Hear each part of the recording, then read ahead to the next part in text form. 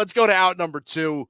So the Mets are I mean, they're bad, right? like I think we're kind of at the point right now where like Met fans are totally like they're almost checked out of the year. They're done, right? 24-35. They're in 4th place in the NL East. And that's only because the Marlins are somehow worse than them and they actually gave up a month ago. And the Mets are still just 3.5 games better than them in the standings at the moment. They're 16.5 out of first. Listen, I think it's, it sucks to say that a team's season is over in June, but it pretty much is. Again, I don't like saying that, but let's be honest.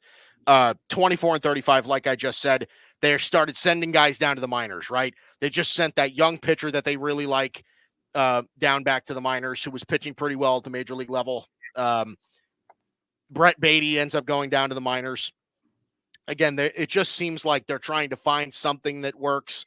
And like I said last week, so many Met fans are now turning on Steve Cohen, despite the efforts of a $360 million payroll when they paid Verlander and they tried paying Correa and they paid Max Scherzer. Like they threw money at these guys, and it just turns out that they didn't work.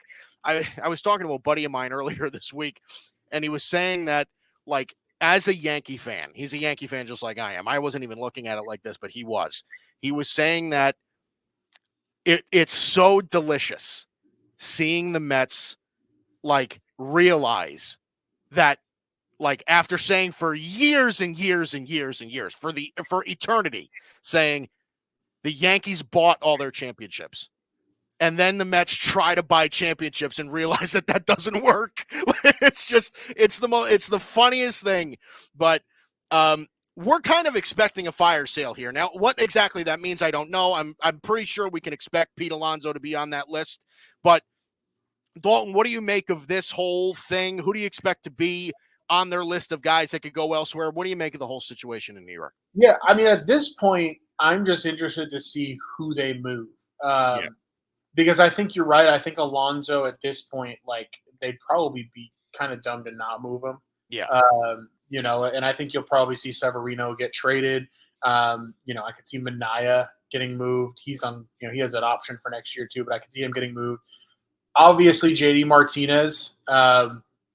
He's another guy that, like, they're, if he keeps hitting the way he's been hitting, like, they should get something back for him. The problem with the Mets is a lot of these guys are expiring contract guys and they're not young. So it's just hard to imagine them getting, like, massive returns. But at this point, like, if you're the Mets, you got to do something to go a different direction, like rebuild with some new young faces in the building, whoever the hell they are. Looking at where these guys could go, I think Pete Alonso, like, the teams that make the most sense for me with him are maybe the Mariners or the Astros. Given how Jose Abreu has been a mess, the Astros don't really have a ton of answers at first base. I could see that making a ton of sense, especially his right-handed power in that ballpark. Right. No, 100%. Yeah. And then obviously Seattle just needs more hitting in general, and I think a power hitter like him would fit well there.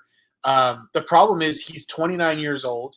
You could make a good argument that he's already, like, on the downturn of his career, just given, like, the body type and play style. Like, he's a guy that's kind of going to wear and tear quickly, you would think. First 4 years in the league, WRC plus 137, WRC plus since the beginning of last year of 121. So there's been some clear decline there. So I don't think they're going to get the world for him, but you'll get something for him. Yeah. So he's the most interesting piece to me. Yeah, no, you bring up the Astros, and that was the team that I was going to bring up as well. And I think you've brought that up before because of the decline, obviously, of Jose Abreu, where he's just been, I mean, they sent him down to this is a 38-year-old player who's a former MVP, and they sent him down to the minors. Yeah. And, like, they just don't have the answer there. They're playing John Singleton a lot at first base. And again, they're just not getting much production out of that spot, even though he had a bomb against the Yankees however many weeks ago. But Pete Alonso, I think, is definitely a fit there, right? Because, and like you said, the Astros are not a team that have a ton of prospect capital at the moment anyway, but it shouldn't cost anything super magnificent to bring Alonso into town. So I actually really, really like that fit. Again, this is another thing too, is that like the Mets, I don't think are in the market for, like you said, like they're not going to go get like they're not getting a top flight like I doubt that in any trade they make they're getting a top 100 guy. Like I just don't know that that's the business that they're going to be in. Maybe Alonso nets one, like maybe a lower tier top 100, like they net the 88th overall prospect in baseball or something like that for Alonso, but like that's kind of where I imagine it. And again, a lot of these guys are either 1-year deals, right? JD Martinez, veteran 1-year deal. Luis Severino's on a 1-year deal. Like these are guys with expired. They're purely rentals. You never ever, unless it's Juan Soto, like you're never getting anything substantial for a 1-year rental kind of guy. So that's kind of where they're at right now. Breaking news from Mike Guido: the Washington Nationals are trading number 88 overall prospect Yohandy Morales to the Mets for Juan Soto. Breaking news from Mike Guido here. I mean, I think across the trades that they're going to make, expectations should not be. Now, look, expectations from Mets fans are going to be through the roof, but they shouldn't. Oh, yeah. I think some of these other guys are interesting to think about too. Like Severino is not what he was like in his prime when he was like really good with the Yankees. Right. But he's reinvented himself into like a decent enough starting pitcher. Like he's a guy that will be useful for some kind of a contender. Obviously, with the injuries that the Braves are dealing with, they come to mind as a team that you could see making a move to have just another decent starter. The Astros as well. A lot of this with the Astros too is going to come down to like how do things look for them a month from now. Yeah, right. Because they've got some work to do before they can argue that it makes sense for them to be buyers.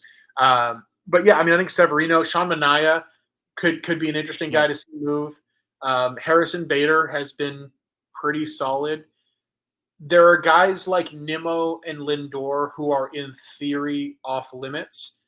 Yeah. But like I wouldn't totally count on that being the case. Like because if the Mets do want real prospects back, you could probably get like a real prospect or two for somebody like Lindor. And you look at some teams that need middle infield help and are willing to maybe swallow that cost. I mean, I saw somebody on Twitter talking about Francisco Lindor, the Dodgers. Like, that's not really something that I would want the Dodgers to do given what it would cost.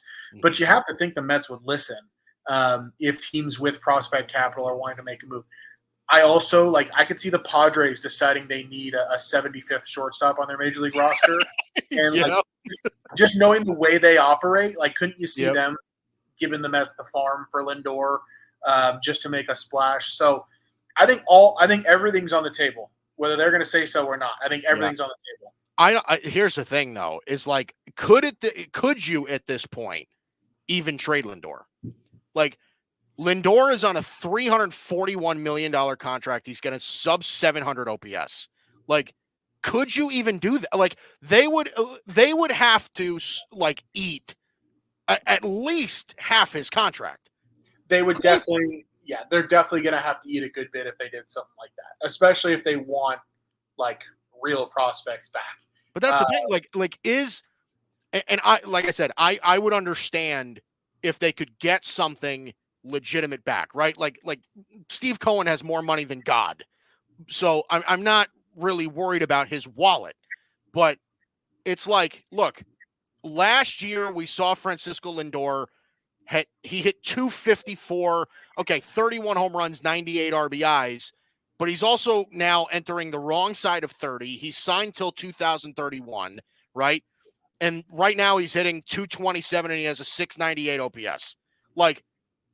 I'm not even sure that even if you did eat up a good portion of his contract, that you're getting solid prospects for Lindor at this point. The value might be to keep Lindor, honestly. I'm not sure that you can get anything for him. I mean, it's a fair question, right? I think the only way they trade him is if a team is willing to overpay. because they're not in a position where they're selling him at the top of his market. I just think that there are teams out there that might be willing to overpay. Yeah. And I think there are going to be teams out there who want to have that conversation. Now, if you ask me, like, what are the actual chances of Lindor getting dealt? 15%, right? Yeah. Whereas, like, I'd say Severino, Alonso, Manaea, maybe Bader, like, these are all guys who I'd say are 60, 70% getting dealt. Yeah. Yeah. No, I would bet that I think Alonso is getting dealt. Like, that's one that I'm like I'm ready to bet on him being dealt.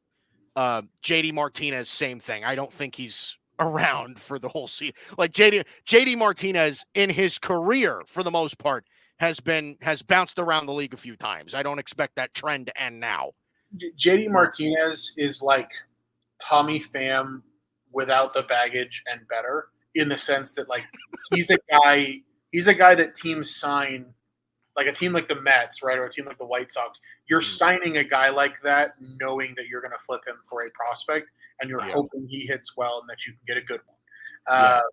I think, like, could JD Martinez end up back in, like, Arizona maybe? I don't know. I mean, certainly there are teams out there that need a DH.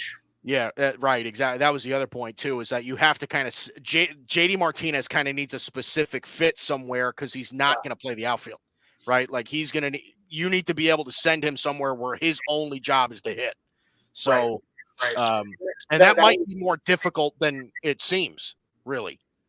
It could be, but given, like, just what his bat is, like, just the pure hitter that he is, I think they'll find somewhere for him. Yeah. I mean, he's Nelson Cruz at this point. Like, that's just kind of perfect comp for what he is. Yeah, I mean, his bat. I loved having him on the Dodgers last year. I mean, he was just so consistent. I'm surprised you didn't bring him back. I mean, well, I'm not really. I mean, Ohtani's going to be playing DH every day. I get it, right? Yeah, I mean, I'll say this: like, because of Ohtani, you couldn't entertain bringing him back. But, yeah, right.